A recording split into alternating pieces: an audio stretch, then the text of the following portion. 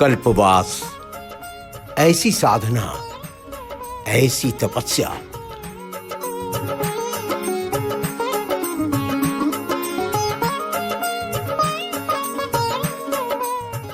जिसमें प्रकृति की गोद में रहकर शुद्ध मन, वचन और संयम नियम से भूमि पर शयन करना तथा अल्पाहार के साथ जीवन जीना ही कल्पवास है। खुले आसमान के नीचे जीवन जीना ही कल्पवास है।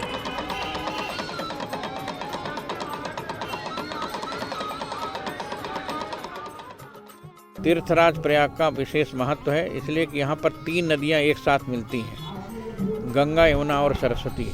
और विशेषकर संपूर्ण विश्व के साधु महात्मा लोग आते हैं और 1 महीने तक यहाँ कल्पवास करते हैं। माघ मकरगत रवि जब होई, तीर्थ पति आप सब कोई।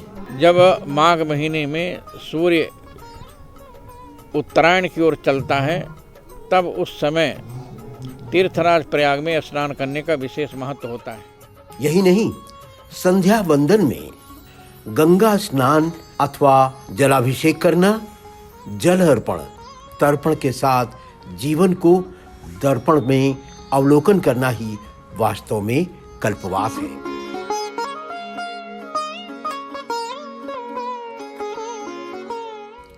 जो शरद ऋतु में भीषण ठंड और ठिठुरन में भी खुले आसमान के नीचे तट पर जीवन जीता है, पूरे 30 दिन तक निवास करता है, वो कल्पवासी होता है।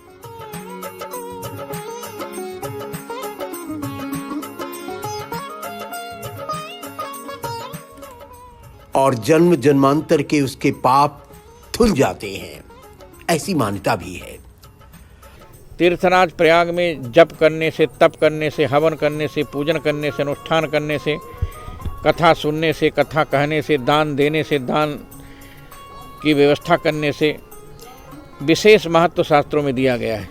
नक्षत्र योग में दिन रात त्रिवेणी संगम का जल पान करना और नियम बंधन में बंधकर जीवन जीना ही कल्पवास का मूल मर्म होता है।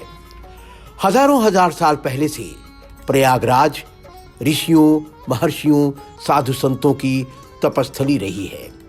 तब पूरे 1 माह का कल्पवास का यहाँ विधान बना, जहाँ वास्तव में गृहस्थ जनों को शिक्षा देने का भी विधान रहा है, जो आज कथा प्रवचन सुनकर संतों की वाणी से ज्ञान प्राप्त करते हैं। जीवन की एक शैली है। अगर कोई व्यक्ति योग को जीवन में अपने एक शैली की तरह अपना लेगा तो स्वस्थ रहेगा आपको, और स्वस्थ होना जीवन में सफलता है आपको कुछ काम करने के लिए। हम लोगों का योग जो है आत्मीय योग है। हम लोग किसी के स्वस्थ परमात्मा ने शरीर दिया है, वो देख रेख करेगा। हमें किस लिए मिला है, इस काज को खोजने के लिए हमारा आपका धर्म होता है कि हम अपने को खोजें, अपने को जाने, अपने को इनलाइटन करें, अपने को रियलाइज करें सत्य क्या है। वो विधान यथावत आज भी परंपरा रूप में यहाँ चल रहा है।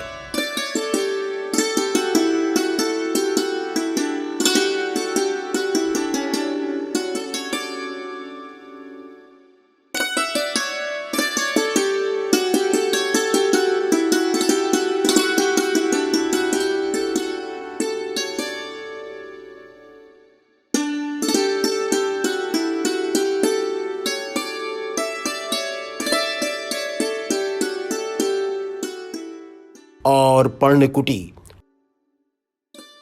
अथवा तंबू कनात में रहकर नियमानुसार 12 वर्षों तक की साधना ही वास्तव में कल्पवासी का मूल मर्म होता है और उसके जीवन का यही मूल धर्म भी होता है।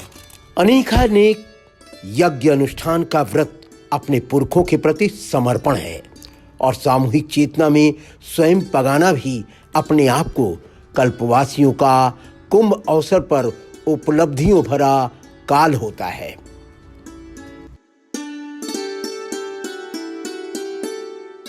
प्रयाग भूमि के लिए कहा गया कि प्रयाग का कण कण कोई जगह ऐसी नहीं बची जहाँ यज्ञ न हुआ हो, इसलिए इसको प्रयाग बोला जाता है। प्रयाग माने प्रशिष्टो यागः भवत यत्र, जहाँ पर इतने ज़्यादा यज्ञ हुए हों कि जिनकी गणना न की जा सके, उसका नाम प्रयाग है। इसलिए तीर्थराज प्रयाग में हम सब संत लोग आते हैं प्रतिवर्ष और यहाँ पर कल्पवास करते हैं। और 6 वर्ष में और 12 वर्ष में कुंभ और महाकुंभ होता है, जिस कुंभ और महाकुंभ में भी हमारे देश के हजारों लाखों करोड़ों भक्त लोग आते हैं और गंगा यमुना सरस्वती में डुबकी लगाते हैं। करोड़ों भक्तों की आस्था, विश्वास और नवशक्ति अर्जन का विधान हर स्थान पर पूरे कुंभ क्षेत्र में देखने को मिलता है। बिना बुलाए, बिना निमंत्रण के भक्त जल में डुबकी लगाने का अवसर खोजता है और त्रिवेणी संगम में स्नान कर लेना ही उसके जीवन की सबसे बड़ी उपलब्धि बन जाता है। यहाँ पर हमारे जो कल्पवासी आते हैं, प्रातःकाल भोर में 4 बजे उठ करके गंगा स्नान करने जाते हैं। वहाँ गंगा स्नान करने के बाद घर अपने कैंप में आ करके नित्य प्रति विधिवत जितना हो सकता है अधिक से अधिक भजन पूजन करते हैं। उसके बाद दान पुण्य देने के बाद, संकल्प करने के बाद ये जाते हैं प्रवचन सुनने। फिर दोपहर को पुनः स्नान करते हैं। 70 साल, 80 साल, 90 साल के बुजुर्ग यहाँ पर कल्पवास करते हैं और असीम श्रद्धा है।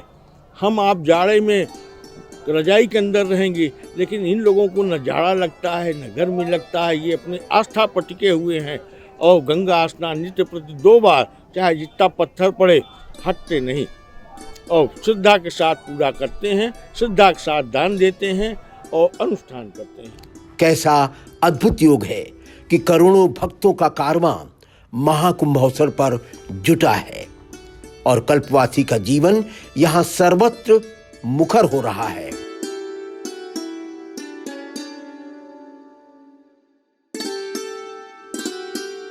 कल्पवासियों में इंद्रियों को वश में करना ही यौगिक साधना भरा जीवन है।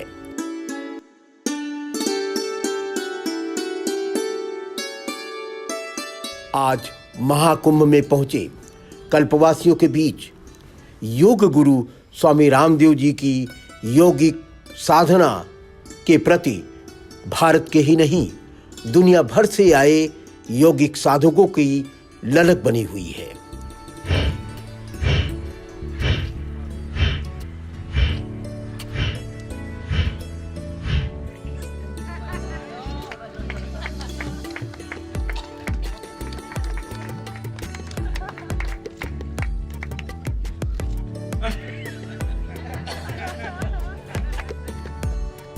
के लिए भी जोरदार ताली बजा।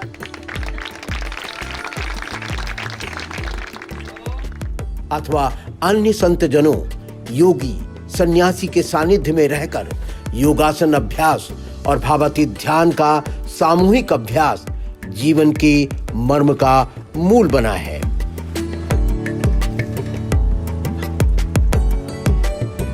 महाकुंभ अवसर पर यौगिक साधकों को यहां तक कि हठ योगियों का वर्चस्व भी आम जन को जोड़ता है।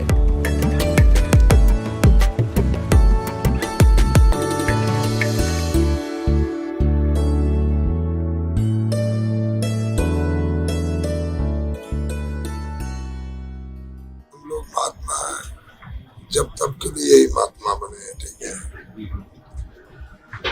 महात्मा, कोई भी महात्मा जब तब कुछ भी कर्म करेगा तो अपने लिए नहीं करेगा, वो किसके लिए करेगा?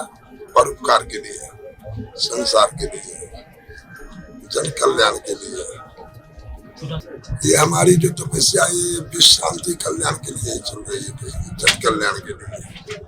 धुनी रमा करके, धुनी कितनी धुनी रमा करके और उस संगम के तट पर आप अपने इस तप को जो है इस यज्ञ भूमि में पूरा कर रहे हैं।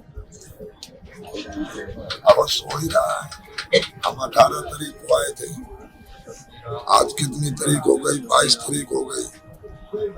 अब आखिरी स्नान तक कम से कम जो है तो 1.25 महीना तो हो ही जाएंगे।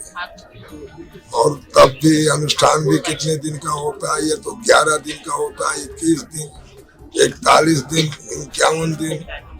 अपना तो पूरा समय उन्हीं चल रहा, हो ही रहा है और जीवन में लास्य भाव को जगाता है।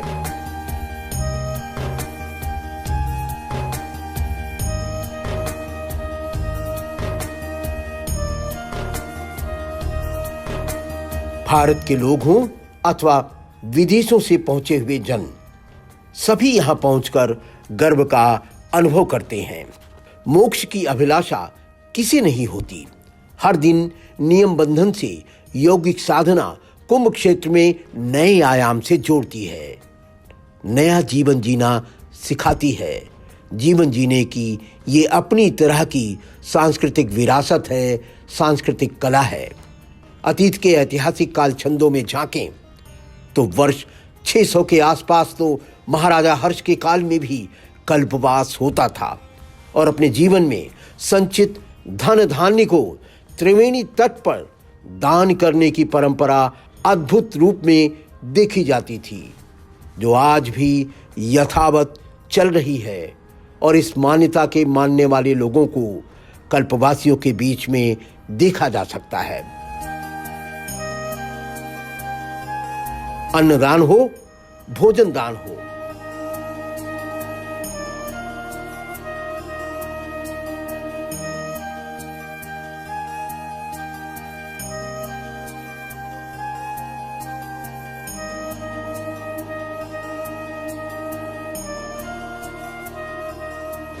अथवा सैयादान या सेजियादान, कल्पवासियों का अकल्पनीय और प्रामाणिक दैवी शक्ति के साथ पुरखों की शक्ति का अर्जन का माध्यम भी बनी है।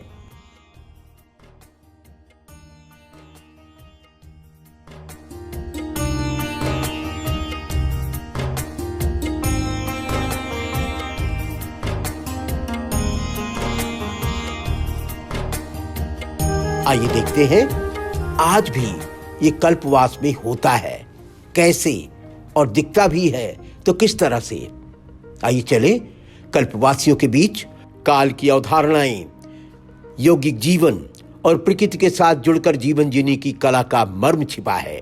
काल की कल्पलोक में, जहां कल्पवास अर्थात पूरे 12 वर्ष तक, या यूं कहें माघ के महीने में जनवरी फरवरी का काल प्रति वर्ष त्रिवेणी संगम तट पर वास की परंपरा बनी।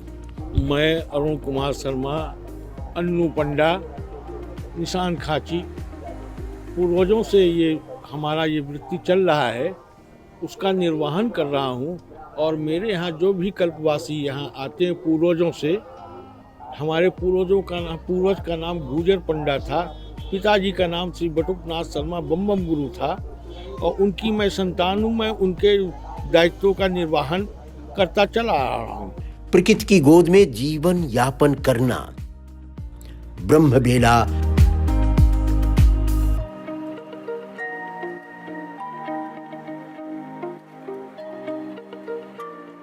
मध्याह्न,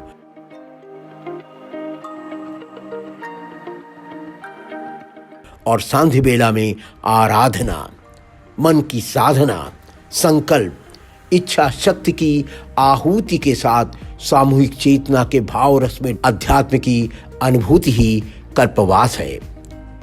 बालू रेती पर बने समयानुकूल निवास स्थली समयानुसारी जीवन का लालित्य बोध कराता है, और यही कनात तंबू के भीतर बालू रेती पर बिछावन अवगाहन में सम्मोहन भी आमुख हो जाता है। दान दक्षिणा के साथ पुण्य लाभ तो यहाँ के जीवन की अभिलाषाओं की मंजरी बन जाती है।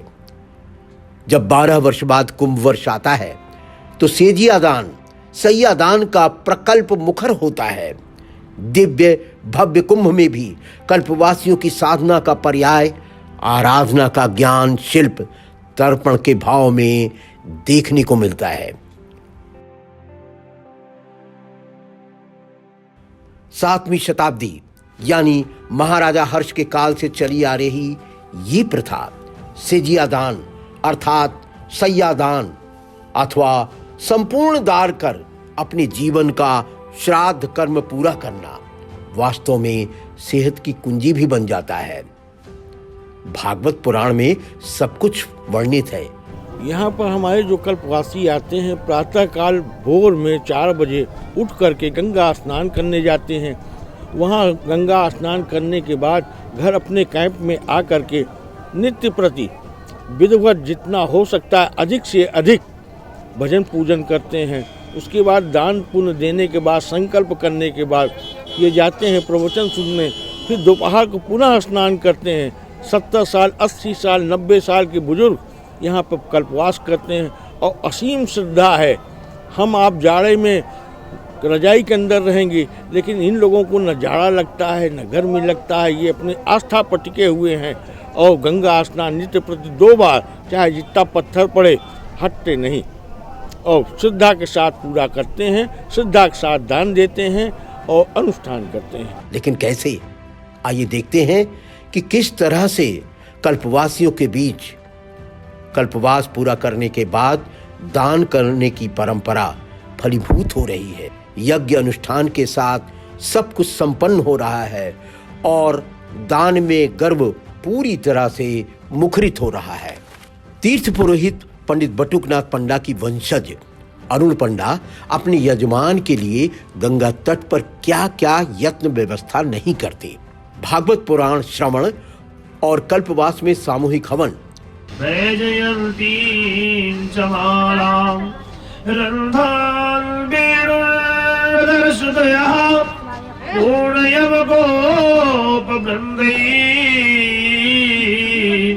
वृंदावन्यं शुभधरवणम प्राविशत गीत कीर्तिमा। फिर सैयादान में रहन सहन के अलावा श्रृंगार प्रसाधन से जुड़ी सभी वस्तुएं दान देने की भी प्रथा है।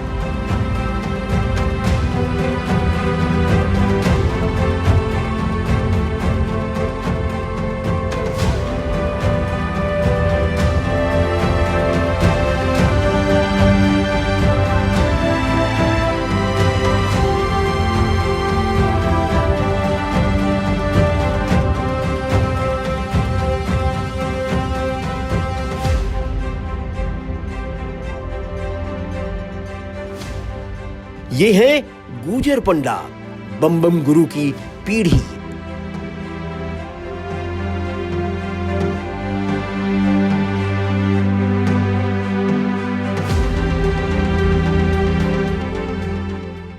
अरुण शर्मा पुत्र अन्नू गुरु की भावी पीढ़ी जो सपत्निक यहां दान ले रहे हैं। नाम है अतुल पंडा।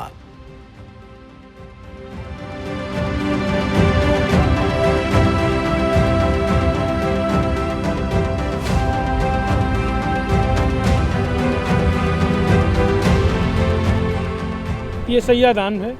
12 वर्ष तक जो कल्पवासी कल्पवास करते हैं तो उसको संपूर्ण होने के लिए वो सैया का दान सपत्निक देते हैं और हम सपत्निक उसको स्वीकार करते हैं। इस ज़मीन को तपोभूमि कहा गया है। यहाँ पे आदमी लोग चौकी पे टेंट के अंदर ठंड, लेकिन वो ज़मीन पे बैठते हैं, ज़मीन पे लेटते हैं, पुआल बिछा के लेटते हैं। ये बहुत कठिन तपस्या अपने आप में, जो कि जिसको कि आप कह नहीं सकते, केवल आप उसको रह के उसका अनुभव कर सकते हैं।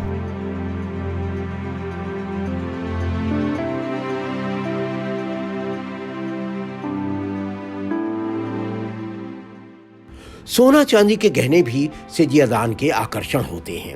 यहाँ तक कि घर गृहस्थी से जुड़ा कौन सामान छूट गया वो भी पूरा होता है। पूरा समाज टुकटुकी लगाए इसे बस देखता रह जाता है। यजमान जीवन की सबसे बड़ी निधि पा लेने की आनंद की अनुभूति करता है तो पंडा जी यानी तीर्थ पुरोहित उस सेजियादान को ग्रहण कर कृत होते हैं, धन्य हो जाते हैं। गंगा माई की कृपा से और स्वयं तपबल से उसे आत्मसात भी करते हैं। यही है अमृत पान का रहस्य।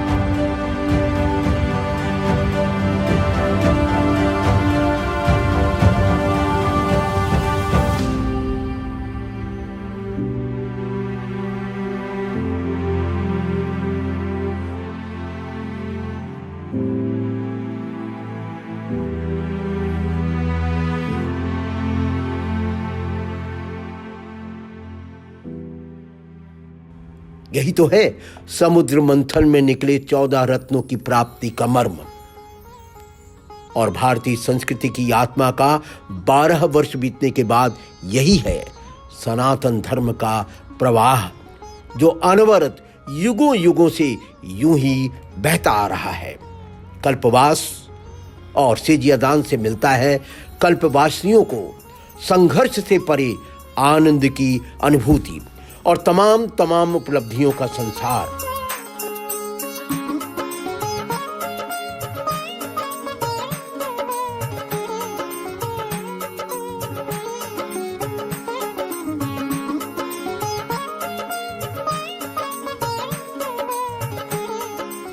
एक विचित्र बात है कि माघ महीने में जो पवित्र नदी गंगा के तट पर निवास करते हैं, वो 1 महीने में कल्प भर का पुण्य उनको प्राप्त हो जाता है। जैसे स्वप्नावस्था में एक क्षण भी हमको एक युग के रूप में परिलक्षित होता है, वैसे ही माघ महीने में माघ मकरगत रवि जब होई तीरथ प्रति आप सब कोई 1 महीने का निवास सामान्य रीति से गंगा तट पर 1 वर्ष 1 कल्प के निवास के बराबर हो जाता है। इसीलिए कल्पवास कहते हैं।